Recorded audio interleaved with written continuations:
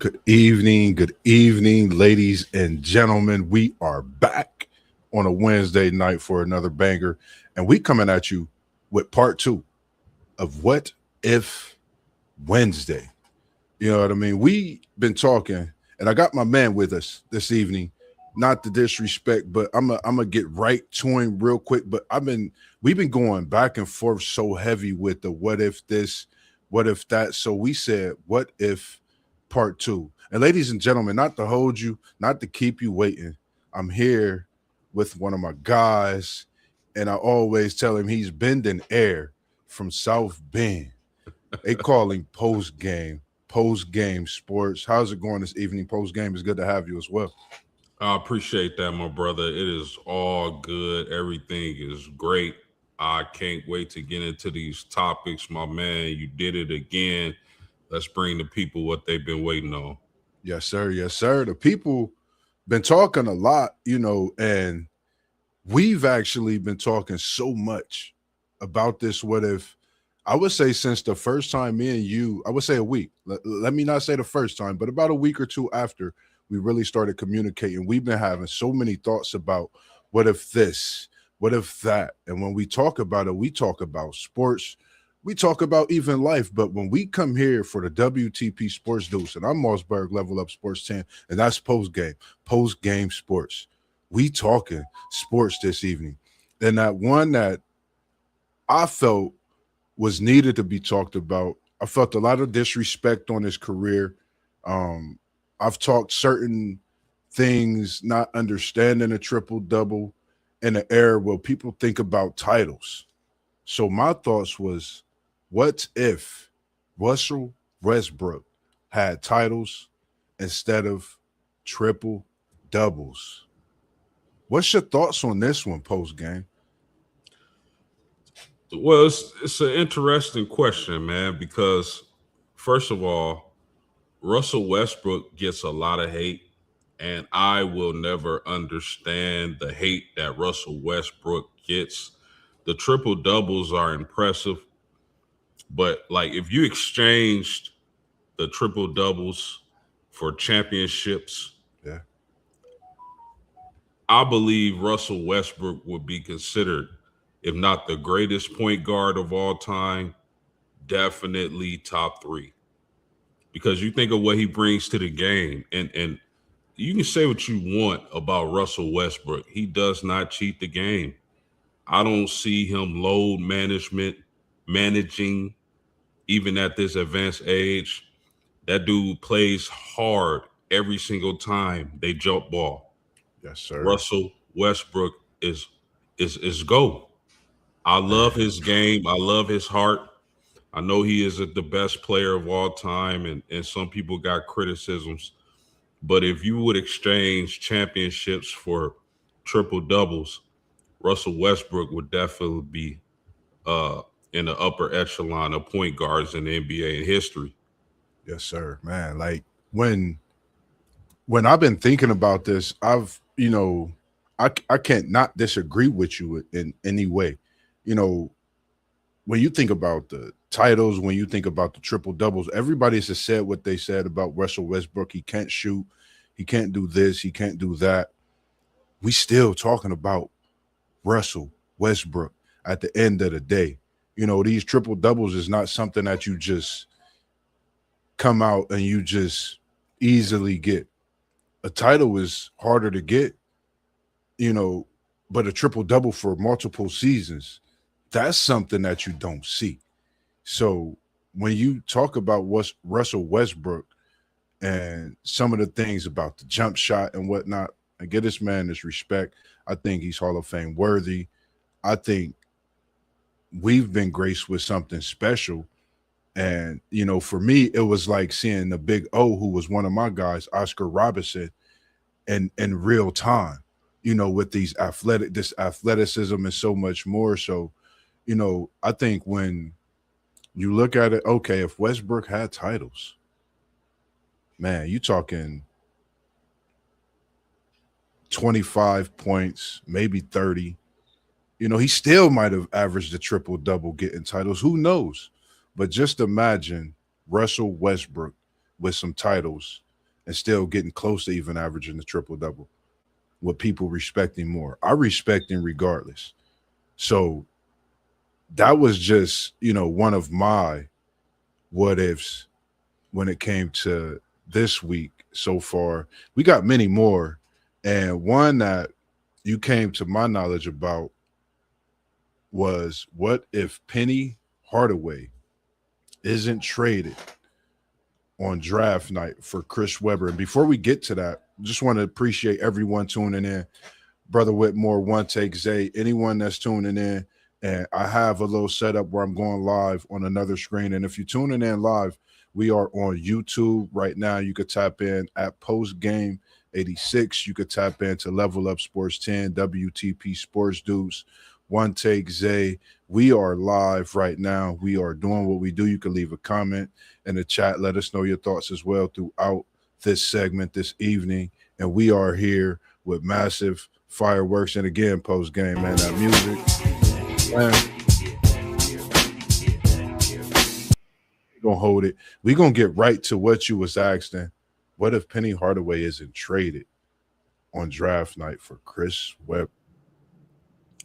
Well, so Chris Webber goes number 1 overall to the Orlando Magic. Now, keep in mind the previous year, the Orlando Magic had the first pick. They took Shaq from LSU. Yeah. So I don't know, lightning strikes in a bottle. They catch lightning in a bottle. They get a first pick the very next season. And they select Chris Webber.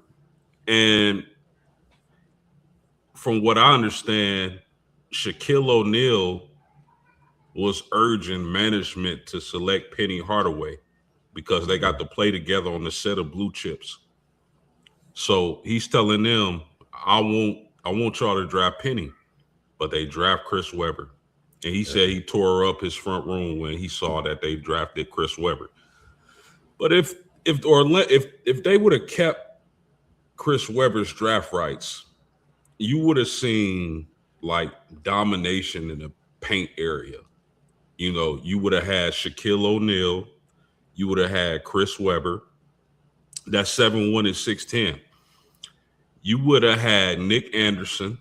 You would have had Dennis Scott, a sharp shooting three-point shooter, and some other players. So I don't know if they would have signed Horace Grant had they drafted and kept Chris Webber. But oh man, his name slips my mind. The guy who had 30 assists. Scott Skiles. You got Scott Skiles at point guard. Yes, sir. So you would have seen domination in the paint, rebounds, block shots. How many dunks they would have had every single game? Man. They probably would have had. They would have averaged like 7 dunks a piece had that trade not taken place. But it would have been exciting to see. But ultimately, I think it would have been one of those situations where it's too many cooks in the kitchen, too many chefs in the kitchen. Yes, indeed. Right? Because, I mean, you talking about Diesel and you talking about C-Dub. I just think the pain isn't big enough for both of them. Yeah. So I think ultimately, while that would have been exciting to see, the Magic made the right decision in trading for the point guard, the 6'7" point guard from Memphis State at the time, Penny Hardaway. But Chris Webber and Shaquille O'Neal, I have no doubt in my mind, would have been dominant. Long term, I don't know if that works because you got two bigs who demand the ball down low, and Chris Webber can handle the ball a little bit. But, man, that would have been fireworks and exciting to see. Yeah, I totally agree. I think, for me, it's the same thing because you got Shaq, you got C-Webb, two bigs that were very, very ball dominant, but they were doing what they did best, dominating that block, dominating the paint, and drawing the double team, night in and night out. I think, when it comes to that what if factor, man, Penny, and you really think about that because it would have been times where you got C-Webb and Shaq versus the bigs in the East, the possibility of that, you know, matchup. I think at that time, Tim Duncan and David Robinson, you know, earlier in their career. You know, you going against Akeem Olajuwon and those guys earlier in their career. You know, with that help elevated Shaq and those Magic not being swept, you know, in that early career where they have been able to propel in the East with the guard. Like how many assists would Scott Skiles have had with Weber, Shaq, Nick Anderson, like you said, Scott, Royal, the team that they had, they just had a team that continued to will through that East. And we seen and knew what the East had at that time. You know, you really had to play your best basketball during the playoffs, be stout, you know, get through that physical season in the East at that time and just ball out. So that was an era to where it man, it's so many what ifs in that era. One that I wasn't able to get on just to keep it on this subject of the what if. I had came across someone, and the one thing that come to the forefront is what if Grant Hill's injury? What if Penny Hardaway, as we just spoke on Penny Hardaway, and what if Tracy McGrady? I'm gonna put all three. I'm not categorizing. I'm not comparing. It's just I think when you talk about the comparisons that they receive, you're talking about a Grant Hill who received MJ comparisons, talking about a Tracy McGrady who received, you know, Kobe Bryant comparisons, and we're talking about another counterpart, you know, as well, and the greatness not to forget about Brandon Roy. I mean, it's so many when you think of this list: Penny, Hill, Roy, T Mac. Just give me your thoughts on those what ifs post game, if you could. Yeah, man, that is some of the biggest what ifs of all time. I mean, you talk about Grant Hill coming out of Duke, a 6'8" small forward. I still remember him crossing Scottie Pippen and taking it to the rack and dunking. That dude was athletic. He was intelligent. He was tall. He was strong. He would have been excellent. Tracy McGrady, the same thing. That dude was deadly. I mean, does anybody remember what he did to Houston in what seconds? Seconds, 33, 13. 13 seconds? Or was it 13 points in so many seconds? But Yeah, 13 and 33. Crazy. Tracy McGrady was an unbelievable player. Brandon Roy, oh my goodness, that dude was smooth as butter. My goodness, Brandon Roy, I really hate that injury happened to him. He was such a great player. I mean, all these guys that we speak about with these devastating injuries, bro, they would have been all-time great players. I don't know. I don't know if maybe if Grant Hill in Orlando with Tracy, maybe if they're able to stay together and still make it to Orlando with each other, maybe they get a ring. But I don't know due to the all-time great players that was just, dominating the game around that time. Yes, sir. And another one, of course, I didn't mention because I know we would probably speak on this young man. You know, Chi Town, one of Chi Town's finest, I think. You know, Parlay Poe was in the chat. Shout out to Parlay Poe. Shout out to the whole chat for the guys for the questions as well, and the what ifs that they sent through. He had the question of what if Derrick Rose didn't get hurt. He said top five all time. What's your Is thoughts on this top five all time period or top five point guard? point guard? I believe he was referring to point guard all time, possibly all time, but definitely point guard for sure. I know Parlay Poe. Yeah, easily. If Derrick Rose is able to stay healthy, keep that athletic bounce that he had, there's no doubt in my mind he would be top five. He would be challenging for whoever. I think he'll be challenging for top three. Because is do we still do we still talk about Steph Curry how we talk about Steph Curry? If that's a big if Derrick Rose is healthy, Yeah, yeah. is Derrick Rose the one winning championships? I don't know. It's. I mean, these what ifs are crazy, bro. Crazy, So crazy. I mean, I definitely believe if Derrick Rose is able to stay healthy, he's definitely a top 5 point guard. Yeah, and we appreciate you tuning in as well. We have Cajun Meatball tuning in this evening. The first time I seen you, we definitely appreciate all those people that's new and tuning this evening. One take Zay, he said that would have affected KD's legacy as well. Speaking on Brandon Roy, I believe, and he said if Brandon Roy could have stayed healthy, he probably would have been better than Kobe.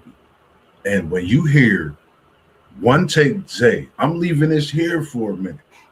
When you hear one take Zay, rest in peace to the GOAT next to Mike, to me, my opinion, one of my greats is Beam. That's one takes all time. That's his GOAT. So that's a big what if when it comes to Brandon Roy and respectively. I remember watching battles in that West Portland, LA on a late night, like we said, I think earlier in the week or over the weekend about being up so late watching these games. Them 12:30 in high school, 1 in the morning, watching them games, trying to go work on some of those moves. I remember Brandon Roy getting 40 on Bean, but Bean bouncing back and going crazy for a whole month of 40. You know what I mean? So it's a lot that, when it comes to these players that I think with man, when it comes to the injuries, the what ifs, man, crazy. He said top 5 ever, as they are in the chat right now, as we are on stream. But yeah, man, I think D Rose for me, man, I would. That's a great thing when you mention that. Who would be getting those championships? Would it have been D Rose? Would it have been Curry?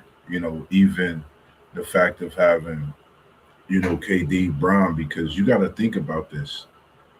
When Derrick Rose this was before his prime, post. He was really given the GOAT we know today, as many people say. My GOAT is MJ, but the GOAT today, many people say we seen Derrick Rose given not just him, his team, anyone else that stepped up to that Bulls team, he gave them buckets. But he was that player, that engine that went and you know, it was tough seeing that. So, for me, man, that's D Rose, McGrady, Grant Hill, Brandon Roy, Tracy McGrady. I think they could have altered so many legacies in basketball. You know, they have left a legacy of their own, which still I feel Hall of Fame.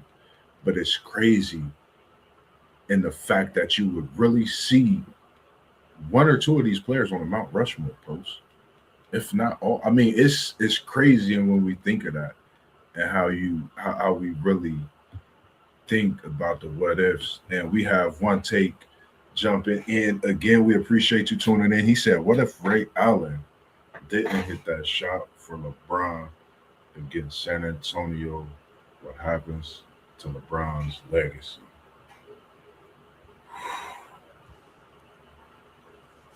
That's interesting. I think the better question would be, where would Tim Duncan be on the all-time list if he's able to get 6?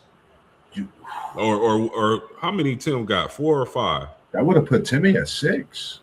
Yeah, I think the better, because the NBA was going to continue to push LeBron whether they lost or not, right? And he would eventually, it would have been a stain on his career, no doubt about that. But he would eventually got another one. But I think the better question is, where would Timmy have ranked if Ray Allen missed that shot, or had Greg Popovich simply had Tim Duncan in the game at that time to grab that rebound and seal the victory? Yeah, So that's interesting. man, that's a great question, one take. And for me, it's something because packing your bag because you find the nearest bus heading back to Cleveland. My bad, flight because you coming from Miami. That's very interesting. And the reason I say that is because, that was that reason of being there. And we know what Tim Duncan, you know, did prior to when he was facing it, going up against that Miami team. Even though he had the claw, Kawhi Leonard, who's still going and looked like he's done reinvented himself after All-Star weekend and throughout this season, as we are seeing. But it's just something I would say to look at when you think about what if some of the legacies that could be whether reinvented, possibly tarnished. We looking at a Mount Rushmore. Um, I mean, it's a lot of things that could have been altered. So we gonna go a little bit because I didn't realize how heavy we was talking about basketball. We gonna switch it up. And WTP Sports Dudes hit us with a great one, and it had me thinking in many ways, many scenarios.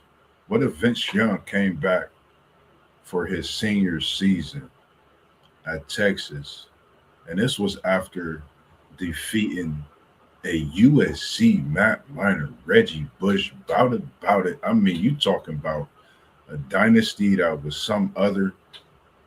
If he came back for a senior season, an encore of what he did to complete and defeat a dynasty, which we really didn't think nobody could do unless it was Vince Young and that opportunity with the ball in his hands as we see. What's your thoughts on this? What if senior season at Texas for Vince Young?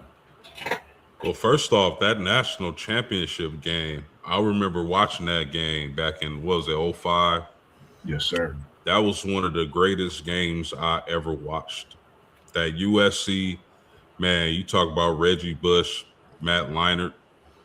That was a well-oiled machine Pete Carroll had at USC back in the day, bro. Yeah. And Vince Young was absolutely marvelous in that game. Had he came back for another season, he would have had a dynamic season, I believe. But I don't think nobody was beating Tim Tebow in that Florida team. I just don't. I think Vince Young probably, you had Ohio State and Florida in the national championship that year. They probably would have just came up just short because they played Ohio State that year in the regular season, and they, of course, they lost that game. But I think Vince Young would have just came up just short of getting Texas to the national championship. I don't think anybody was beating Tebow, Urban Meyer, and that Florida team that season, though.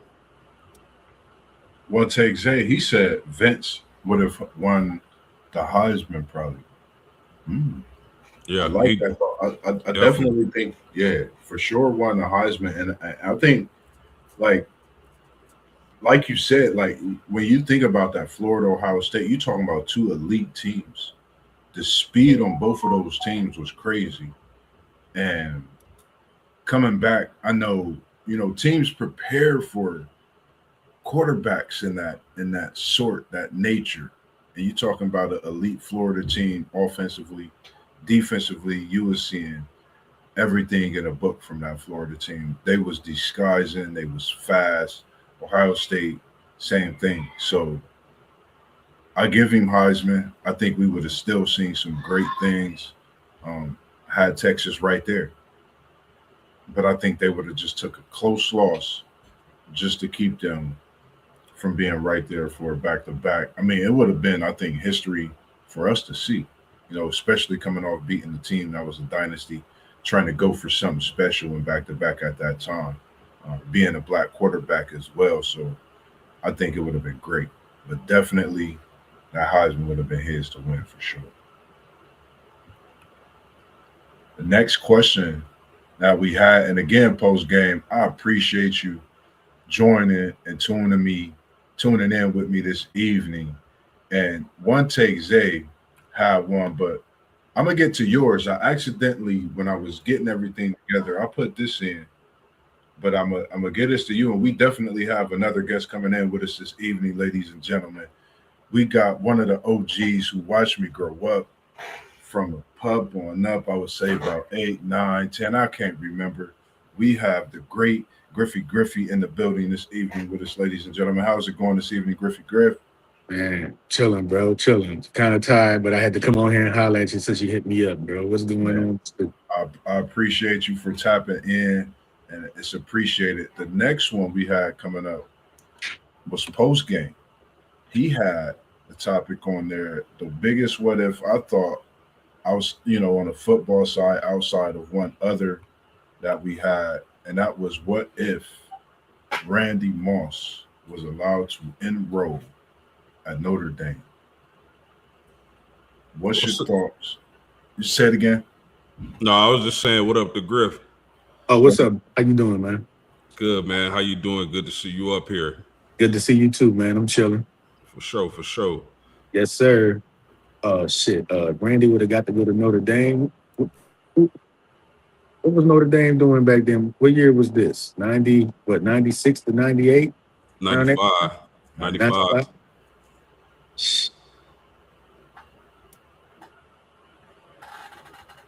Randy, he was the 18th pick in the draft. When he went, he'd have probably been the number one pick in the draft. He went to Notre Dame.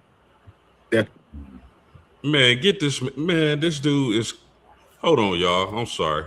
Give Go me ahead. give me 1 second, man. Because that deserves a round of applause. Bro, I'm sorry, Griff. Can you say that one more time, man? If Randy Moss had made his way to South Bend, Indiana, he would have possibly been the number one pick in that 1998 draft. Definitely. Come on, man. Keyshawn Johnson went number one 2 years prior as a wide receiver. So it wasn't it wasn't unthinkable. So Randy, what Randy could have did at Notre Dame, going up against the USCs and all them teams that Notre Dame was playing during that time, Michigan, Purdue's, Drew Brees was there back then. Randy would have went number one. Definitely. Yeah, man, that is a really great point. I think had Randy, because a lot of people don't know Randy Moss was committed to Notre Dame. Like before that scuffle happened with the racial slur, whatever happened in high school, and this is the only thing that I hold against Notre Dame, because they still should have let him come to Notre Dame. Randy Moss wanted to go to Notre Dame. Yeah. But I think with Ron Paulus at quarterback, and you got a specimen, arguably the greatest wide receiver of all time. I know some people say Jerry Rice, but man, he would have. I think they lost 3 games that season.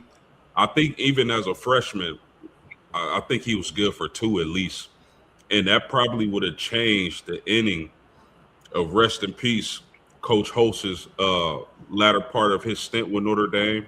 They probably could have got back national championship contention, because even as a freshman, and you parlay that with Ron Paulus, I'm pretty sure he'd be good for 2 more wins that season. They lost 3 that season, but I totally agree with Griffey Griff, man, that would have been good enough for picking overall one overall for sure.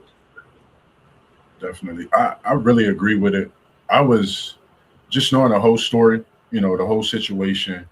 For Randy Moss, even to still be how great he is, it just shows the true talent and the raw ability of what he could do when it comes to him being on that football field.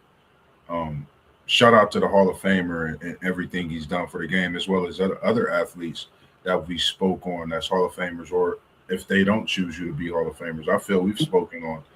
Back when Randy was at Marshall, Marshall was still a D2 school. Yeah. It was still D2. And, he put Marshall on the map as well. But just being at Notre Dame, I think that would have been special. And again, Griffey Griff is great. Griffey Griff, to have you this evening, to join as well. Could you tell the little people they may not be used to who you are, give them a quick speech, a little spill of who you are and what you bring in as far as in your teams real quick, if you could.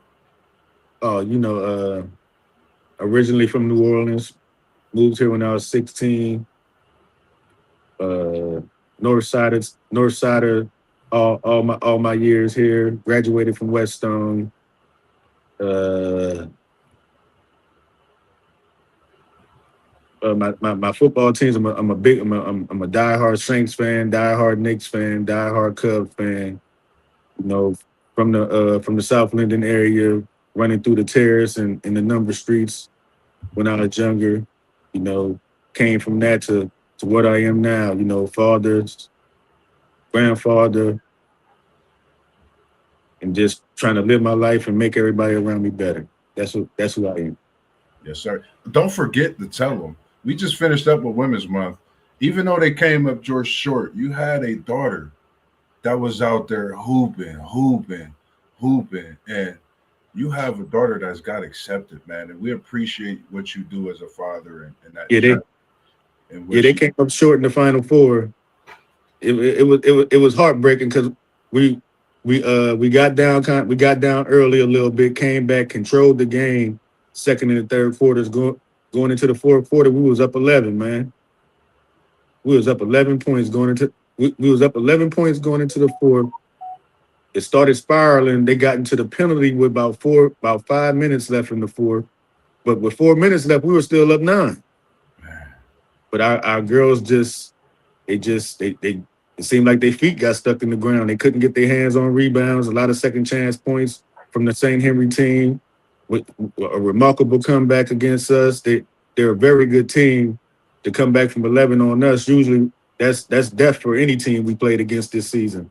But they showed their grit, end up coming back against us, and they won the championship game by 20. So that kind of eased the pain to know that we lost to the better team, but it still hurts that we let them come back and beat us because we had them foot the neck. Yes, sir, man. Well, we appreciate that and definitely appreciate you being here this evening. And to stay on some greats when it comes to the football side, and we talking what if, and I know it was a comment that came in the chat, what if, shoulda, coulda, been. We talking sports, and it's always a what if. It don't matter what part of life or anything that you talking. A what if is a what if. What if Barry Sanders didn't retire when he did? They'd have had to get him out of Detroit first. They'd have had to get him out of Detroit. I think it was a few teams out there. I think the Dolphins came up during that time because all they needed was a running back to get over the hump back then. Yeah.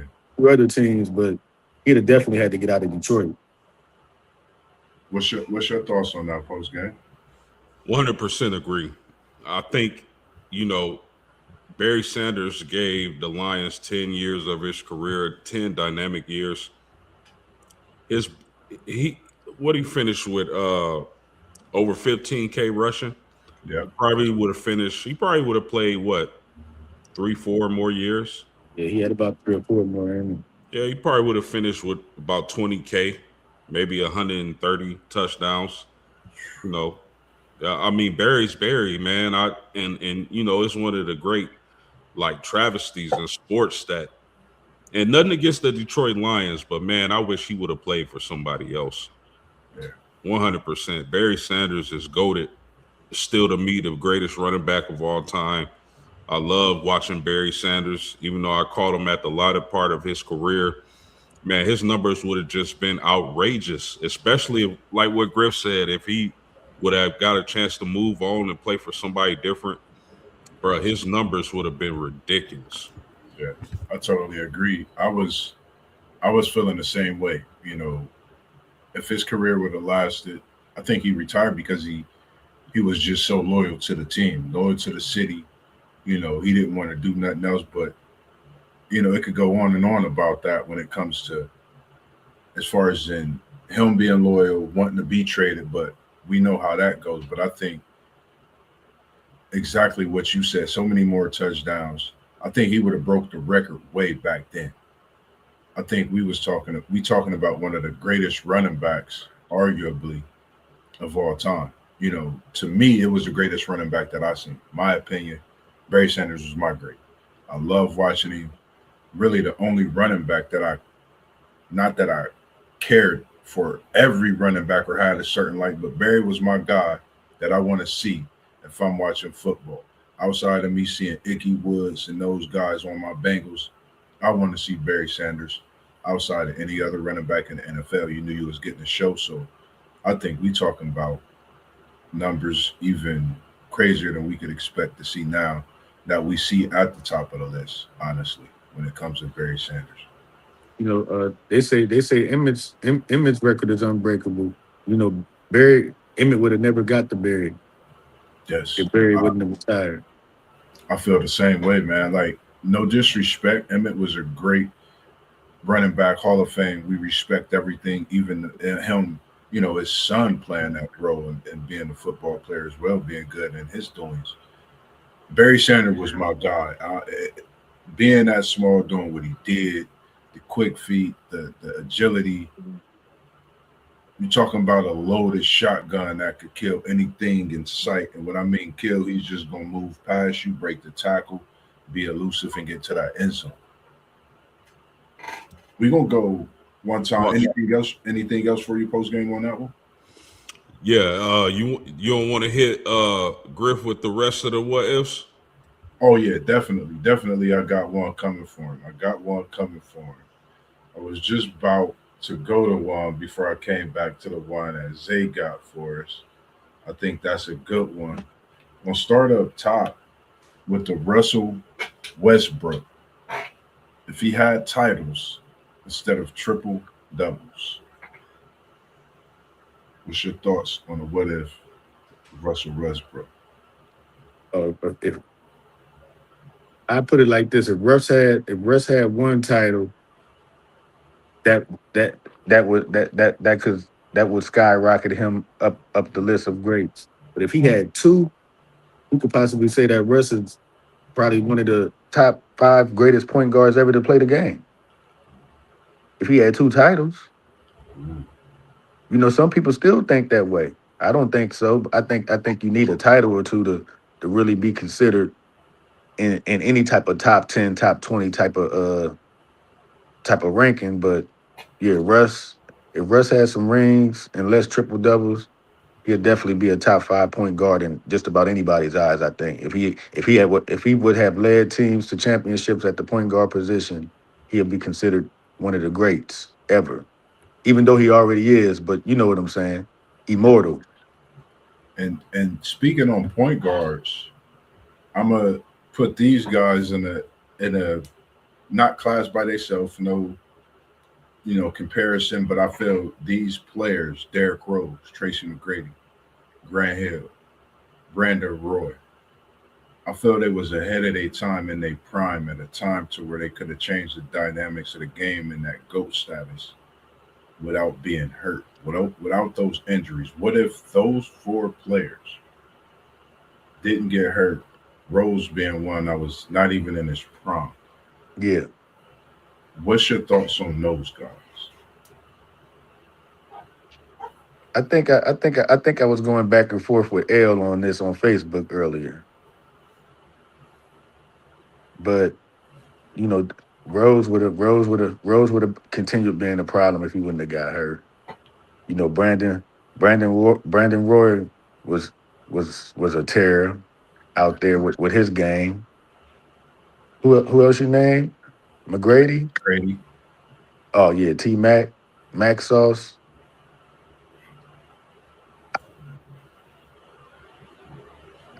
With T Mac, I don't think T Mac had a devastating injury. I think he just had an injury that just lingered on him. Like some of these guys had devastating injuries that they had to come back from. T Mac's wasn't so devastating. So when people put T Mac into this conversation, I don't really put him in there with those guys.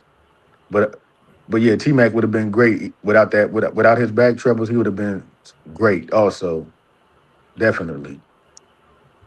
What you was looking at me to rank these guys? No rankings. Oh, Just okay. speaking on that, and then like Grant Hill. What's your thoughts on Grant Hill? Grant. I think Grant would have been better than all of them if he would have never got hurt. Mhm. Just think. If Grant and Tracy would ever got a chance to play in Orlando, bro, we got robbed of that. Man, We got robbed of that. that would have been fun to watch. Both of those guys playing at a high level, injury free. And And We got robbed of some good basketball, not getting to see Tracy McGrady and Grant Hill play basketball together. Man. We got robbed. not to cut you off, Griff, but don't forget, Tim Duncan was supposed to join those two. Yeah, But he was. they wouldn't let his family ride on the plane. Mm-hmm. yeah, I like the fact you mentioned that too, because that's what Post was saying. The fact that them two not being able to play together. I was a McGrady fan, so for me, it was like I was so happy. But the only thought that lingered in the back of my mind is, will they be able to play one season together and be healthy? They If we could just have couldn't get it. Just couldn't get it together. it, Everybody was waiting. Everybody was waiting on it. man, it would have been like Mike and Kobe to me. Just my opinion. I was like Jordan and Kobe together on the same court together. And like Post said, if they would have got a Tim Duncan, I mean, what it would have been on and on. You know, with this, what if those who could have, like, I think, you know, Because they both. Go ahead, Joe. I just think that's just something, because when you think about them too, you talk about, of course, the injuries, but a lot of people forget that they was actually at Orlando for a couple of years, never had the health to play together. And Yeah. if we would have been graced with that, man, just give me a season of Hill and McGrady in basketball. You're talking about 2 6'8", 6'9". I mean, like you say, one got compared to Mike, not even in his prime, way before his time. And one was basically studying Kobe, and McGrady and Kobe was like brothers. Respect the Kobe, R.I.P., you know, and that's just my thought. Like I say, shit. When you look at the release of the basketball, McGrady and Kobe were the same person. They were the two of the greatest shot makers in the history of the game. Tough shot makers. Tough. Not just make shots when they open, make shots in people's face. They made tough shots. Like two of the like if you had to make a list of players who made the toughest shots, Kobe and Tracy McGrady's name is right up there with the greats in history on Absolutely. making tough shots. 100%. I put them both in the top 5 in mine. As far as hitting tough shots, like I say, not wide open shots. We're kicking out like 1-on-1. You got me D'd up, and I still make the shot on you. Ain't get no better than Tracy and Kobe. Yeah, those two, they weren't scared of anything. Yeah. Especially Kobe, T-Mac too, but especially Kobe. You can have 3 people on him. Remember what he did to Ruben Patterson? That game tying 3? Yeah. From the top of the key, and then the game winning 3 in the same game. Bro, that take guts. Patterson was right there in his face. That take cojones.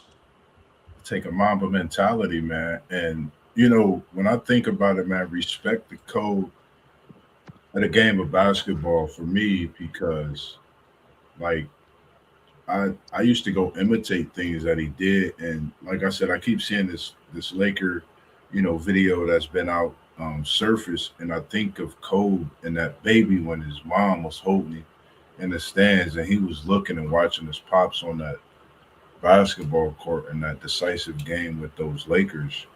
You know, I think of, he had that mama mentality then watching a game 7, you know, for us to still talk about basketball. And when you talk basketball, you can't talk basketball without mentioning the great 2-4 or 8, pick a jersey, the Mamba. You will talk about him regardless, and it's just a given, you know. So respect to what he's brought to the game, done for the game, and we know his status when it comes to it. We appreciate you tuning in as well this evening, WTP for life. And he said, what if the Sixers got Brad Daughter instead of trading for Jeff Ruling after they won the title in '83? And they got who? Brad Daugherty. Did Brad Daugherty come out in '83? Instead, of trading for Jeff Rulin after they won the title in '83. They, ooh, he was one of the top bigs when he came out. I know. I didn't think he. I thought Brad Doherty came out later. That's all. That's all I was saying. I didn't know he came out in '83. That's a surprise to me. I thought he came out a little later, like '84, '85. He played with Jordan Worthy. I think this would have been something. I think something to speak on. What would the Sixers have done with that, team? Because if I'm not mistaken, they would that have altered them getting Charles Barkley, or would that have, you know, put Daugherty and Dr. J together? That's what I'm thinking with this one.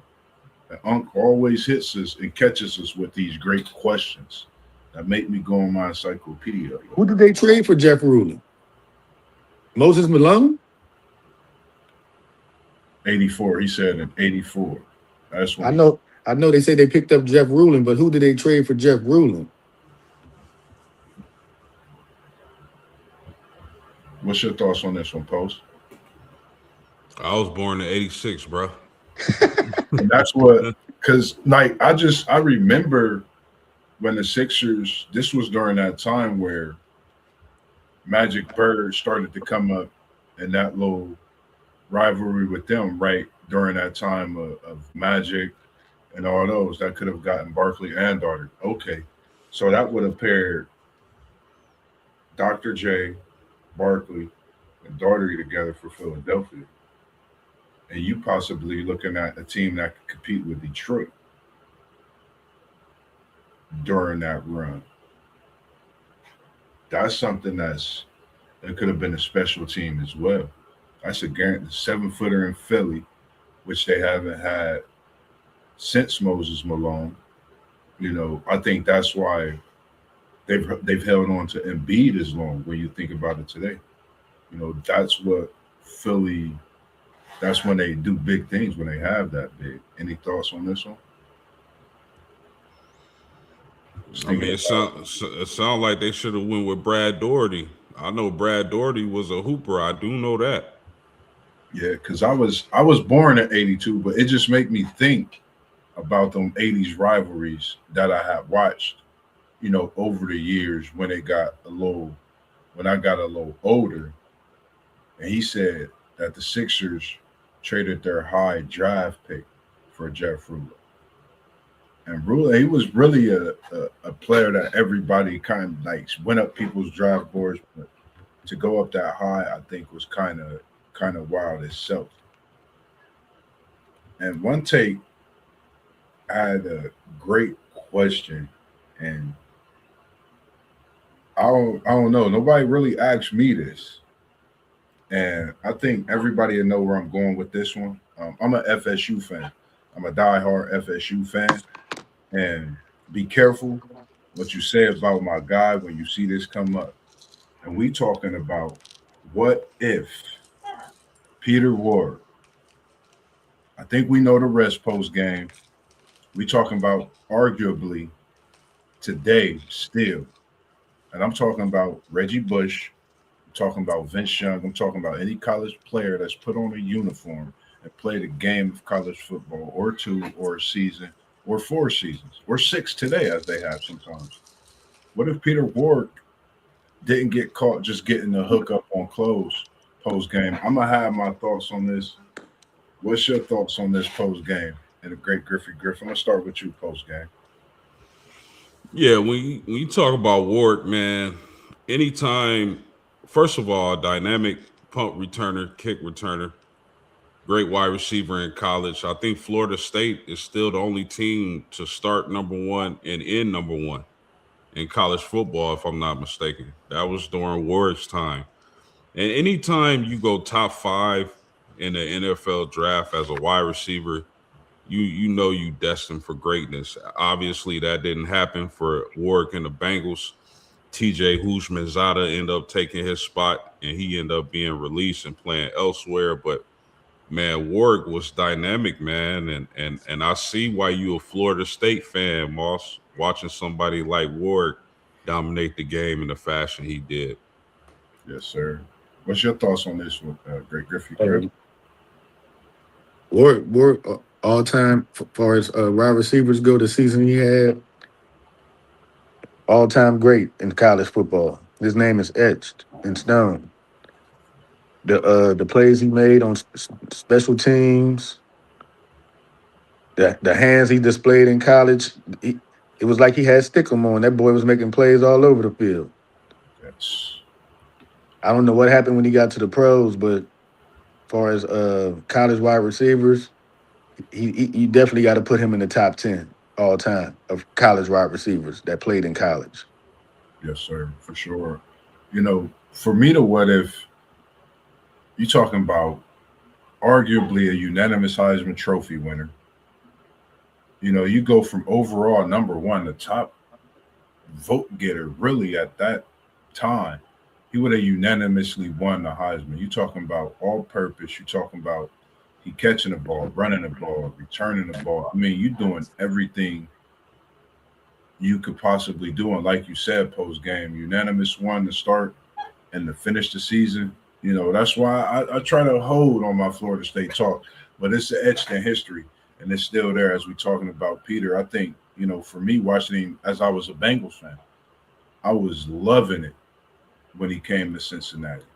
And I think the progression of Houshmandzadeh, I think, I don't know if it was the organization. I liked him. He had a couple injuries, and I think he didn't get his rightful shot through his duration. And during that time that he was hurt, Houshmandzadeh just performed well. And you know the NFL is a business. You get one little knick-knack injury, they'll look at somebody else who's progressing and pay them the bag. And, you know, sometimes that stuff, even if it's getting a hookup, will still haunt you, which for me, you're talking about the best college football player, arguably at that time, all time, at his position, and y'all really booked him from getting some clothes, him and his man for getting hooked up on some clothes, man. We all could tell a story about how we didn't got hooked up with food, clothes, regardless of the amount. The amount has added up to that and more on the hookup. But, you know, what if? I think his career drastically would have changed. You know, nothing against the way it went. I still love the guy, still my guy, Seminoles Nose Nation, every day. Peter Ward, if I could meet you, we would talk about this every day and laugh about it because I think it's a travesty that he had to go through what he went through just from people being themselves and hooking a guy up at the end of the day. You know, for me, that's just my thought. And I'm not even being a homer. You know, it happened to Jameis Winston. It's happened to so many guys.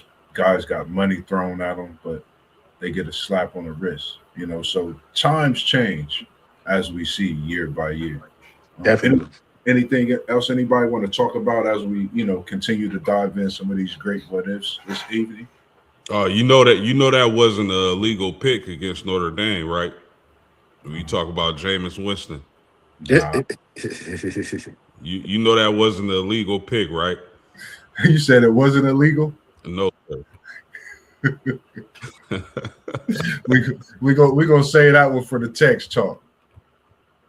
We gonna be all day on that one. But nah, any what ifs that you could think of, great Griffey Griff post game, come out them, talk about them. Yeah, you didn't. I wanted to get Griff's thoughts on what if Orlando would have kept the draft rights of Chris Webber instead of trading for Penny, how that Orlando Magic team would have looked, and could it have worked? Webb and Shaq? I definitely think it could have worked. It could have worked. Because, you know, Webb was a smart player. Very smart. And the coach at the time, forget who the coach was, but I'm quite sure whoever the coach was could have made that work. because Webb was that type of player. He didn't have to play on the block. You know, he could have gave that block to Shaq, been that point forward for them. They had weapons. You know, they still had D. Scott, Nick Anderson, Scott Skiles. Absolutely. Few people on the bench at the time that was pretty good. Jeff Turner, a couple other players. So yeah, it could have definitely worked. Webb and Shaq, that'd have been nightmares for the Eastern Conference. For sure. Man, that's a good one. We'll hit him with the next one, post with the Vince. Now, what if? We cooked on this earlier, man. What if Vince Young would have came back for his senior season? You remember if he was drafted by the Titans that year, the Florida Gators, and Tim Tebow won a national championship. What if Vince Young would have came back for that senior season? Probably another national championship, maybe.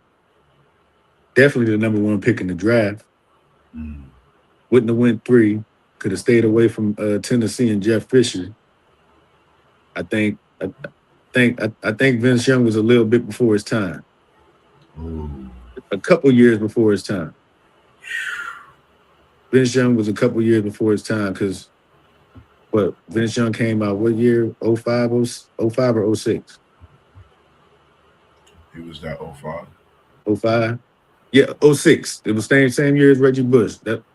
That was the first year in New Orleans. 06. So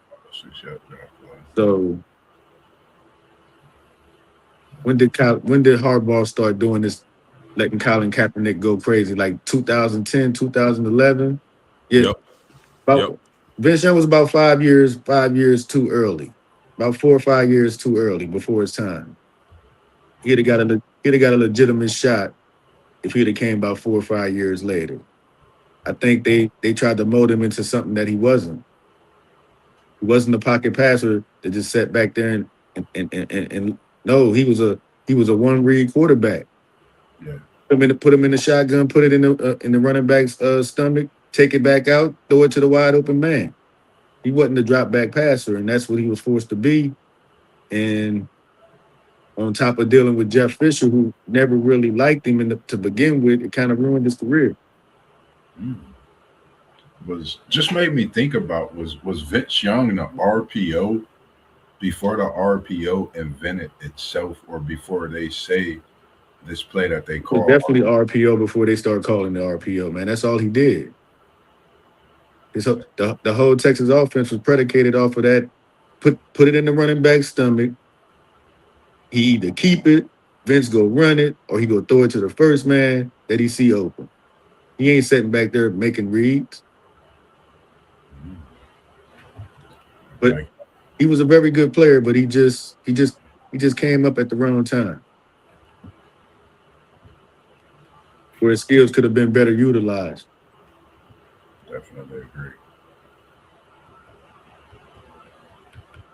Did you have one for him post game? You said, was you good? No, that's all I had. I wanted to actually hit you with a. Are you going with your usual flavor tomorrow, Thursday night? Because I wanted to surprise you with something and ask you something tonight on the side of you, because you've been having me think about this one question all week, and especially after today, after watching so many shows. But I got to know if you're doing your usual, or are you doing part 3 tomorrow? Oh yeah, we're gonna keep it rolling. Ooh, I got it. What's that on? We play respect it or check it. I go through with questions, and you either respect it or check it, and you tell us why. Oh, if you check it, you gotta say why. Yes, yep. Like, so I'll say, for example, Jordan is the GOAT. Respect it or check it, and you respect it or check it, and then you tell us why. I got it. You got to come rock with us tomorrow night, man, if you can. I got you. What time? Same time, 7:45. Different hosts. It's gonna be post game tomorrow evening. So we're gonna hit you with a quick one, real quick, Great Griff, just to get you warmed up, because me and Post, we be going back and forth so much. So we're gonna hit you with a Wednesday What if part 2 and more, and we're gonna give you a snippet to check it or respect it? Wembayama is the defensive player of the NBA this year. Respect it or check it. Oh yeah, definitely respecting that. Mm. Definitely respecting that. You like it. So just prepare yourself for Yeah, tomorrow's episode of Respect It or yeah. Check It with your host. I seen Wimby do some shit the other night. Like, man, what the fuck? I seen him get dunked on. Then he got the ball on the fast break, went right back and dunked on the person that dunked on him. Yeah, that was wild. That was wild. I know that was wild. It's just different, man. He's a different specimen. I haven't like. It's like watching a super tall Shaq, slimmer with dribble abilities, which is crazy because people fail to realize Shaq was maybe an inch or two shorter than Wemby, maybe stronger. He could dribble, but he couldn't shoot the way Wemby shoots. So it's like if you had a Shaquille O'Neal and he did all these things.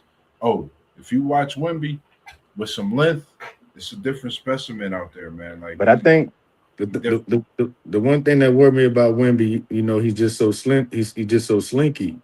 Like, how much time does he have out there to, like, yeah. Is he gonna play 7 years, 8 years, 9 years, 10? Because I don't see 12, 13, 14 years out of Wemby. I don't see it. I think he got to get it in quick, get him a few championships, a couple MVPs, because I think he gonna break down. Good point. Good point. I think he's gonna break down. I think he got about 10 good years in him. Yeah, that's a really good point. Can I ask y'all this, man, before we get out of here? Yes, sir. I get Wemby. I get Luka. But I get SGA. Do y'all think that Nikola Jokic is getting a little bit disrespected in this MVP race? Because he double in points and assists. He there rebounding, being the center. That his numbers are just phenomenal this season. Do y'all think he being a little bit overlooked when it comes to the MVP? I would say yeah. I definitely agree. I've overlooked him myself. I think when I've seen him do what he's doing, I guess I'm used to seeing Denver at a higher level. Even these are career feats for Jokic. I know they've had some injuries, but I was rocking with Cade before he dealt with his injury. He's literally turned that franchise around. Yeah, that's why I've overlooked him. I've seen what he's done, but it's like, yeah. Your center is averaging a triple-double, man. It's crazy. It's crazy. Ridiculous. But I think he's getting overlooked because, he's a 3-time winner. Denver, what they setting at in the West? What, they're like 4 or 5? 4 or 5. SGA's playing he's on the best team. Luka's in front of him. Luka's team's in front of him right now. Wemby's team's in front of him right now. So I don't think he's getting overlooked. He's just getting overlooked by players who's having the same type of impact playing on a better team. So yeah. Triple-double. I think if Denver was number 1 in the West, it'd be hands down Jokic be MVP. Come on now, y'all know that. So it'd be a no-brainer. It'd be a no-brainer. If Denver was number 1, if Denver was number 2 in the West, it would be a big argument for him. But they're number 4. He's number 4 or 5, set behind 3 players that's teams are playing better basketball than his team. So that's where I see it at. I think that's where the discrepancy comes from. That and that's the thing. Like for me, when you think about it, like you said, the Lakers, they've been back and forth with the win streaks, and then now we're seeing Luka on the tear that Bron didn't even do. that other Lakers in franchise history did. So if Brian can play center in the playoffs, the Lakers have a chance. Brown plays center in the playoffs. If Brian plays center in the playoffs. I'm talking about a lot of time at center. Put him at the 5 and have Luke out there with Reeves and 2 other people, and they go. I think OKC would sweep them if they did that. But I just think it's just the fact that it all depends on OKC's line. If they got Hartenstein in there, definitely. But Brian gonna have to do some of that. Yeah, I think the problem when you get into playoff basketball, we all know that your weaknesses are exploited. I don't think the Lakers can stop a nosebleed. They can score 1,000 points, but that defensive side of the ball might hurt them, man. Vulnerable. And while we at it, the Naismith Defensive Player of the Year is Hannah Hidalgo. Shout out to Hannah Hidalgo, man. Yes, sir. Shout out to Hannah Hidalgo. I know that's your girl post game. And speaking of Hannah Hidalgo, I had this question for you. Shout out to the women and men's in the tournament where you are respectively, giving us great basketball. These tournaments have been something special. What if, and I know this is probably one of the wildest what ifs to think about, but I'm that guy. What if Hannah Hidalgo got selected for Player of the Year without being on that candidate list? Bro, is that has that ever happened? No, sir. Not that I could think of. Man, if that's possible, they should, because again, and I've said it in multiple videos, I've been saying it all year, nobody affects the game on both ends of the floor like Hannah does. So I think she would be deserving. And just like Griff talked about, man, your team standings and where they're at affects that a lot. But again, man, I just say nobody affects the game as at point guard. Your 5'6" point guard affecting the game on the defensive end and the offensive end like she does. I would have gave it to her in a heartbeat. I agree. For me, man, if that was to happen, I think, it goes to show, man. Like, you can't always look at what you see on the bulletin board when it comes to these accolades and rewards. You just got to go out and keep doing what you do. I think she's done just that, which, elevates her into being a defensive player of the year. She had a lot of goals, I'm sure, going into this season, and she just wanted to conquer each goal. So, shout out to what she's done and graced us with basketball, and she will be back for another campaign. I can't wait. I seen it the other day when she broke. I didn't get a chance to talk to you about it. What's your thoughts on this one, Great Griffey Griff? What if Hannah Hidalgo gets selected, not being on the list for Player of the Year?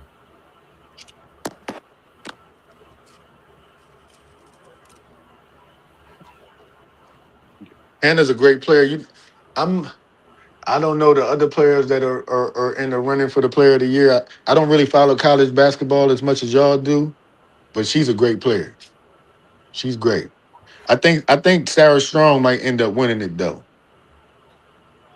Yeah, she's playing on the best team. They're undefeated right now, aren't they? Still undefeated. Yeah. Yeah. So I think it's a strong case for Sarah Strong or even her teammate Ozzie Fudd.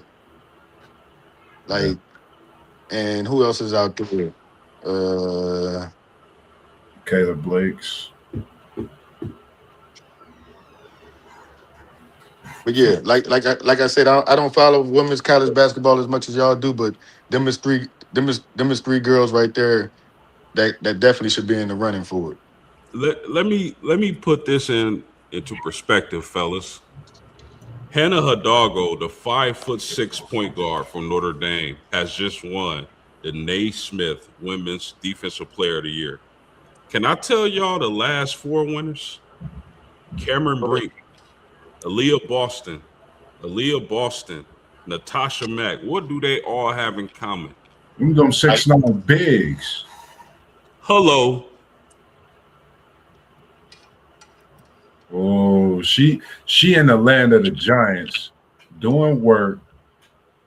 Hannah Hidalgo, we see you. And what do you call her post game? What do you call her? Grand Theft Hidalgo. Grand Theft Hidalgo. We appreciate what you gracing this basketball. That's a good one. Well, we can't wait to see you for another year as well. I just can't wait to get back to Women's Month next year, but I might have to switch something up a little bit and make some Wednesday just for Women Wednesdays, respectively, with the sports the way they are, and not just leave that 1 month for you women, respectively, because I think, for me, I really enjoyed the last month tapping into these different talks on Women's Month. I have a mom, I have sisters, I have daughters, grandparents. So it's all appreciated. Nieces, so it's greatly appreciated all across the board. Grandbabies. So when it comes to those women in your life, make sure you hug them, you hug them tight, tell them you love them, appreciate them. We all make mistakes in life. Those also some talks that I'll be bringing to coming soon. I've been in talks with a few people. I know mental awareness is something that needs to be looked at each and every day of our life, not just a certain month. A lot of months have a certain month. It's not about just that month. I know it's a focus. I get it. No disrespect. But here, MossBurgh at Level Up Sports 10, I want to bring a lot of those too throughout the year, whether it's in conversations, whether it's in talks with whomever you may be. I think it needs to be brought to the forefront a little more throughout, especially in the neighborhood where I grew up at, where I currently reside in, to be an effect in different ways. And if you see me, trust me, I might be tall, I might be dark skinned, but I'm a gentle giant, man. I'm not going to bother nobody. I might talk to you all day about my podcast and try to get you on my show to like and subscribe, as you should do to all the channels that you see below. Anything that you want to say before we get out of here post game, Great Griffey Griff? No, I just want to say great show once again. Yeah, great show, fellas.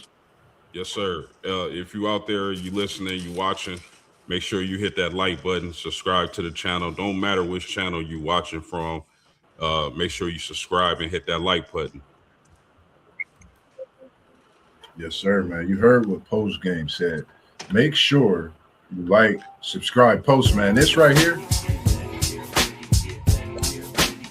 There, man. As y'all heard Post Game say, we're going to take y'all out this evening. Can you hear me, Post? As long as you can hear me, we good, man. I love what we've been doing, man, and it's nothing but love when we come through and when we cooking up here on the show every day, every time you see us tuned in. This is your boy, MossBurgh. Great Griffy Grip. Make sure you tune in to all the channels below. And you got my man, Post Game, in the next step. We're going to get up out of here. KT's Eat this Friday. I got a couple edits coming out for you, so make sure you stay tuned in to everything we're doing. Level Up Sports 10 on Instagram, Level Up Sports 10 on Facebook, all the channels you see. We're going to be dropping things, and KT Eats Good Eats is back on this Friday and this Saturday. We popping up, so tune in and make sure that you see tomorrow's. Check it or respect it. Same time, same place, different hosts. It's going to be Post Game Sports. We was in the building. We out. Yeah. See y'all, fellas. Love, man.